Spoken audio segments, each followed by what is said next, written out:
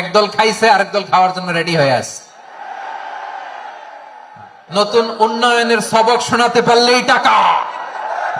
স্বাধীনতার পর থেকে শুধু শাসকের হাত বদল হয়েছে, আমরা কিছু পাই নাই, ঠিক কিনা বলেন? 3.25 কোটি টাকা লুটপাট, মানে লুটপাট করতে করতে এদেশের জনগণকে ফুটপাতে বসায় দিচ্ছে। জাপানিজরাও মানুষ, আমরাও মানুষ। আমার এক নিকটাত্মীয় সরকারি চাকরিজীবী, উনি আমাকে বললেন, বাংলাদেশের আরেকটা উদাহরণ দেখি। উনি আমাকে বললেন যে প্রতি বছর আমাদের অফিসের ফার্নিচার চেঞ্জ করে। বললাম, প্রতি বছর ফার্নিচার চেঞ্জ করে কেন? বলে যে ফার্নিচার নতুন পারচেজ করলেই তো এখানে টাকা, নতুন কিনতে পারলেই টাকা, নতুন উন্নয়নের সবক শোনাতে পারলেই টাকা। প্রথম আলোর রিপোর্ট, কি আলো? প্রথম আলোর রিপোর্ট, গত 15 বছরে উন্নয়নের নামে লুটপাট হয়েছে প্রায় 3.25 লাখ কোটি টাকা। কার রিপোর্ট? আমাদের বানানো কথা। প্রথম আলোর রিপোর্ট। গত 15 বছরে কারা ছিল জানেন তো? হ্যাঁ, শুধু ওনাদেরকেই দোষ দিয়ে লাভ নাই। স্বাধীনতার পর থেকে শুধু শাসকের হাত বদল হয়েছে, আমরা কিছু পাই নাই, ঠিক কিনা বলেন? শুধু ওনাদের দোষ দিয়ে কি লাভ? একদল খাইছে, আরেক দল খাওয়ার জন্য রেডি হয়ে আছে। আমরা এরকম চাই না। আমরা চাই স্বাধীন সার্বভৌম বাংলাদেশ। আমরা চাই দুর্নীতিমুক্ত বাংলাদেশ। আমি নিউজটা যে কতবার বললাম, এটা কি সম্ভব? 3.25 লাখ কোটি টাকা লুটপাট, মানে লুটপাট করতে করতে এদেশের জনগণকে ফুটপাতে বসায় দিচ্ছে। প্রিয় ভাইরা, জাপানের মানুষও মানুষ, আমরাও মানুষ। সিদ্ধান্ত আপনার, কোন মানুষ হবেন, ভালো মানুষ না খারাপ মানুষ? আজকের আলোচনার বিষয় হচ্ছে মানব সম্পদের উন্নয়ন, human resource development. It's a process to increase the capacity of knowledge, skill, capacity of the people of a country. একটা দেশের মানুষের জ্ঞান, তাদের দক্ষতা কি করে বাড়ানো যায়, বাড়িয়ে দেশের উন্নয়ন করানো যায়, এটাই হচ্ছে মানব সম্পদ উন্নয়নের মূল কথা। তাহলে মানব সম্পদ হচ্ছে একটা দেশের সবচাইতে শক্তিশালী পুঁজি। প্রাকৃতিক সম্পদ, খনিজ সম্পদের চেয়েও দামি হচ্ছে মানব সম্পদ। আমার প্রিয় যশোর, প্রাকৃতিক সম্পদ, খনিজ সম্পদের চেয়ে দামি সম্পদ কি সম্পদ? আল্লাহ তাআলা দয়া করে আমাদেরকে এই মানব সম্পদ দিয়েছেন। আসুন আমাদের এই মানুষগুলোকে আমরা সোনার মানুষ বানাই। রাজি আছেন তো সবাই? রাজি আছেন? মানুষ পারে না এমন কোনো কিছু নাই, চাইলে সব পারে। এজন্য মানুষকে তারবিয়া দিতে হবে, যথাযথভাবে তাদেরকে গড়তে হবে। আসুন আমরা সিরাতের আয়নায় বিশ্বনবীর জীবনী থেকে দেখি তিনি কিভাবে হিউম্যান রিসোর্সকে ম্যানেজ করতেন, বিশ্বনবী কিভাবে এই মানব সম্পদকে ম্যানেজ করতেন। বিশ্বনবী, he was a very good talent hunter, চৌকস ট্যালেন্ট হান্টার ছিল। কার মধ্যে কি ট্যালেন্ট আছে দেখলেই বুঝে ফেলতেন। সুবহানাল্লাহ পড়বেন না? কি নবী আমরা পেয়েছি! He was a very good talent hunter. আমার নবী, তিনি চৌকস ট্যালেন্ট হান্টার ছিলেন। কার মধ্যে কি প্রতিভা বের করতেন, ওই প্রতিভাকে ইসলামের কল্যাণে কাজে লাগাতেন। সুবহানাল্লাহ বলেন। যাকে যেই জায়গায় সেট করলে ভালো হবে তাকে ওই জায়গায় সেট করতেন। কয়েকজন সাহাবীর জীবনী শোনাই। আবু মাহজুরা রাদিয়াল্লাহু তাআলা আনহু, মক্কার মুয়াজ্জিন, আগে ছিল মুশরিক, পরে হইছে মুমিন। উনি কিভাবে মুমিন হইলেন এই ঘটনাটা একটু আপনাদের শোনাতে চাই। তো আপনাদের তো সময় নাই হাতে,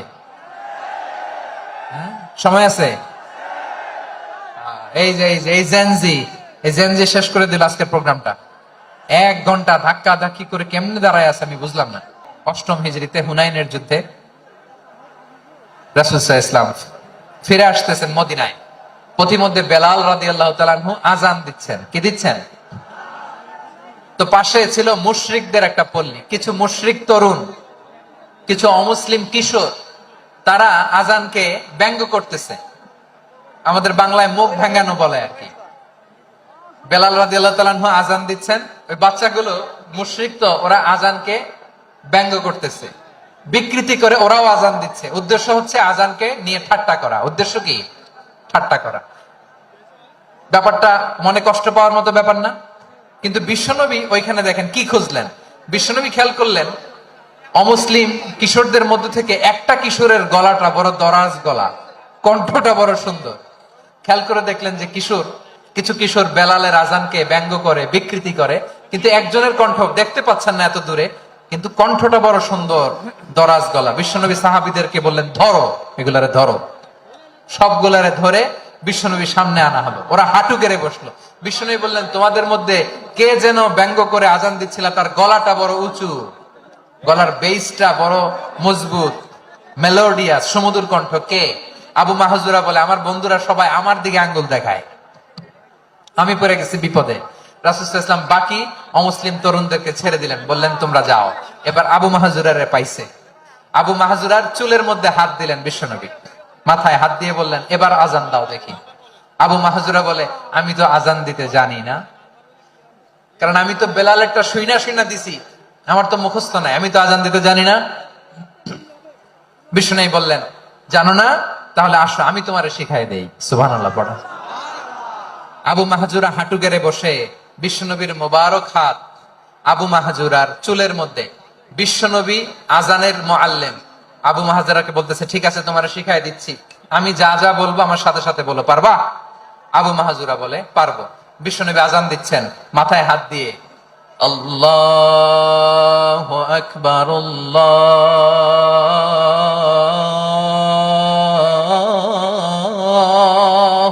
আকবার।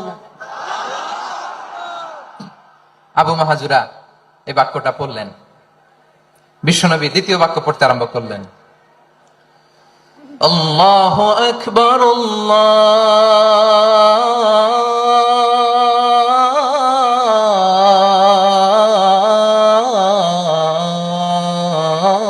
আল্লাহু আকবার। আবু মাহজুরা এই বাক্যটা বললেন। বিশ্বনবী আবু মাহজুরার মাথার মধ্যে হাত দিয়ে তৃতীয় বাক্য বললেন, আশহাদু আল্লা ইলাহা ইল্লাল্লাহ।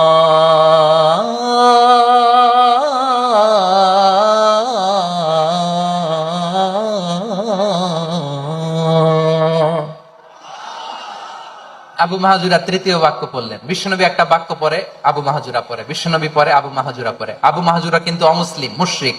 আবু মাহজুরা বলে, এক একটা বাক্য পড়ি আমার কলিজাটা গলে ঠান্ডা হয়ে যায়।